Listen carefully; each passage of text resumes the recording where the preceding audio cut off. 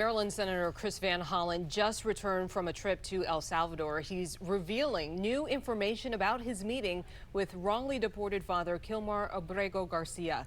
Thank you for joining us as we continue our coverage. I'm Michelle Marsh. And I'm Victoria Sanchez. You can see the moments here when Senator Van Hollen arrived at Dulles International Airport, first hugging the wife of Kilmar Abrego Garcia. That's right. Our Tom Rousey was there for the senator's return. And Tom, we learned a lot of new information from that news conference at the 4 o'clock hour. What stood out the most to you? Well, Michelle, on the one hand, what stood out was how close this meeting apparently came to never happening, but something changed the government's mind. Also, what stood out is just the intense interest from local, national, and international media. Let me step out of the way.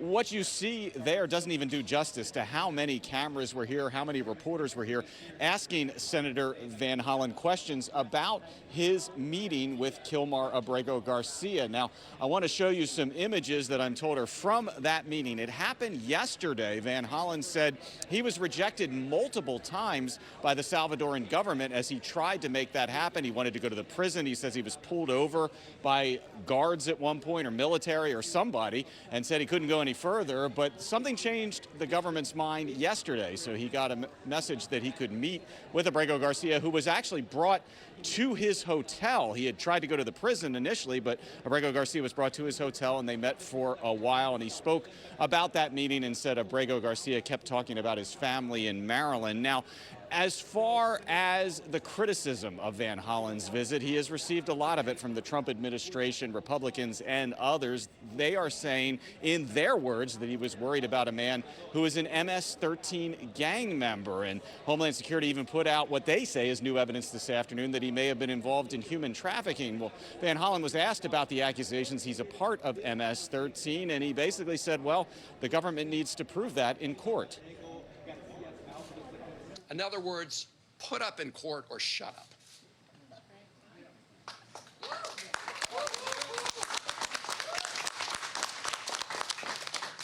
What the Trump administration did admit in court was that Kilmar Abrego Garcia has been mistakenly detained. They called it a, quote, administrative error, unquote. An administrative error that has resulted in him being abducted off the streets of Maryland and put into prison in El Salvador.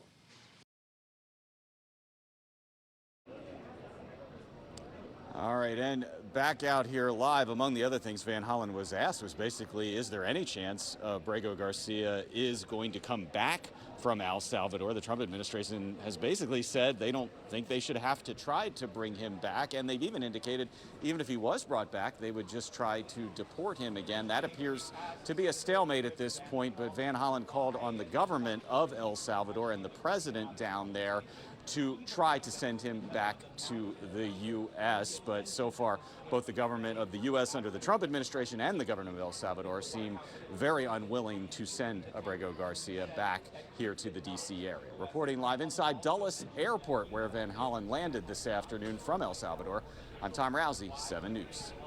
Tom, thank you for breaking that down for us. Earlier today, President Trump spoke about Abrego Garcia's case during a swearing-in for former TV host Dr. Mehmet Oz as the head of the Centers for Medicare and Medicaid Services. He called Senator Van Hollen a, quote, fake, and repeated claims that Abrego Garcia is a member of the violent MS-13 gang. The deported man's family continues to deny that claim. Two separate judges affirmed Garcia was a member of MS-13. When Garcia was originally arrested, he was wearing a sweatshirt with rolls of money pouring out, an MS-13 gang symbol that he was driving with two other known violent MS-13 gang members, two of the most violent members that we know of in the MS-13 gang of thugs. In 2022, Garcia was stopped by the Tennessee Highway Patrol and was found to be transporting 7 people from Texas to Maryland, and he had no driver's license. He was driving violently. Today, Abrego Garcia's wife, Jennifer, spoke with Michael Strahan on Good Morning America. She shares how she felt seeing a photo of her husband after weeks without contact. It was very overwhelming. The most important thing for me, my children, his mom, his brother, his sibling, was to see him alive. And we saw him alive. It was very, very overwhelming. And while that photo brought some comfort to Abrego Garcia's loved ones, it's raising some questions. Jessica Babb with our Baltimore sister station is taking a closer look at those photos. As the saying goes, a picture is worth 1,000 words. And these photos posted to social media late Thursday night tell a story. A story Dr. Richard Vatz, a professor at Towson University, says is part of a political strategy. I think that it gives everybody an apparent win on this. In photos posted to X by both Maryland Senator Chris Van Hollen and El Salvador's President Nayib Bukele, you can see Senator Van Hollen shaking hands and sitting across from Kilmar Abrego Garcia, the man from El Salvador who was living in Maryland when he was mistakenly deported. The photos showing a stark contrast from the harsh prison conditions. Dressed in nice, colorful clothes, sitting in what appears to be a hotel restaurant, drinking water and chatting with Senator Van Hollen and his attorney. Abrego Garcia appears to be healthy. I think the president of El Salvador is showing that this man has not been physically abused. He looks perfectly healthy. He looks perfectly happy. And he's not being stopped from interacting with a very sympathetic senator from Maryland. El Salvador's President Bukele saying Abrego Garcia has miraculously risen from the death camps and torture, now sipping margaritas with Senator Van Hollen. But according to the New York Times, coming from a source familiar with the situation, a Bukele aide placed the two glasses with cherries and salted rims on the table in front of Senator Van Hollen and Abrego Garcia in the middle of their meeting in an attempt to stage the photo. It's kind of good news for the El Salvadoran and the United States government. That's pretty much that Garcia is being treated very well.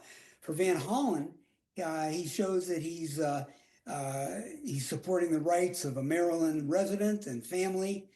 Not a Maryland citizen, but a resident and family, and that he's not afraid to go and pursue those rights. And as the political debate over this case only continues to heat up, Vatz says everybody appears to get what they want out of this, except Garcia is still in El Salvador.